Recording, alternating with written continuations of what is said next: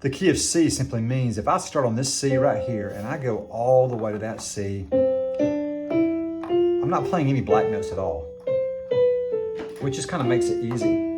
So I'm going to teach you a simple song in the key of C. Now we've talked about the harmonies, so instead of just playing just the C, I'm going to skip a note and play that little harmony, that third note, 1, 2, 3, or I can also throw in the fifth note.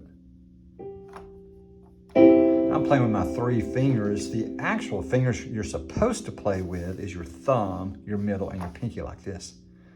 And we've talked about always trying to play on the tips of your fingers, not on the pads of your fingers. So there's that beautiful C chord. Isn't that nice? Now watch this. I'm going to take my thumb and I'm just going to throw it up to the F chord is what it's called. So I'm just going to take my thumb to the F. And you can already hear kind of a little melody there. Back to the C. Take my thumb to that G right here. Now you can probably already hear some songs coming in.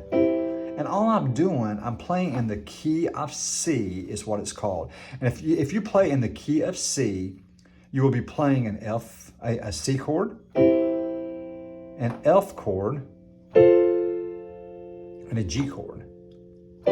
So if I picked a song, Amazing Grace, for example, the old classic hymn, and I did a search on Google and I said Amazing Grace chords. And if it said C chord, that means I put my thumb on the C and I throw the 3rd finger and the 5th finger. And that's the C chord. So watch this.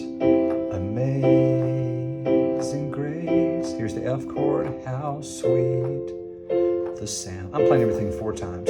That saved a wretch. Here's that G like me. I once was lost. Isn't that easy? But now, and there's a lot of songs you can play like this. Now I'm going to play this 2 times, was blind. I'm going to play the G 2 times, but now, back to the C. I see. Now when I play Amazing Grace, or any song, my right hand is going to kind of represent the rhythm section, which would be maybe the guitar player. My left hand is going to represent the bass player, which is kind of like a solid foundation instrument. Dong, dong, dong. So this guy's going to stay on the C, because whatever I'm playing here, if I'm playing the C chord up here, I'm going to match it with a C down there.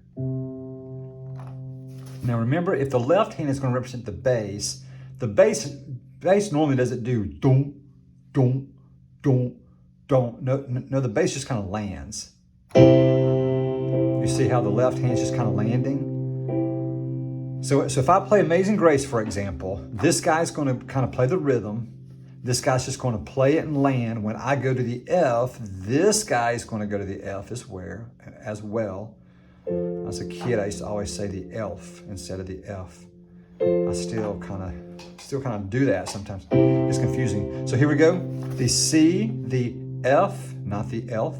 The F. So here's the C. Amazing grace. Here's the F.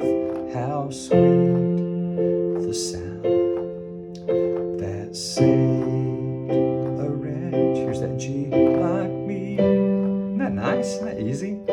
Watch this. I was lost. Here's the F, but now I'm found. Remember, we're doing this 2 times. Was lost, was blind. Here's the G, but now I see. Now once you get real familiar with this, you can start adding all kinds of things, but it's the same concepts. How sweet the sound. Now I'm still playing the C chord. I just kind of changed it up, and that's coming in the next video. We're going to talk about how to move these chords around. That say a wretch like me. Same concept. concepts. It's all the same concepts. I once was blind, was lost, but now I'm found. Here's that C again. I was blind.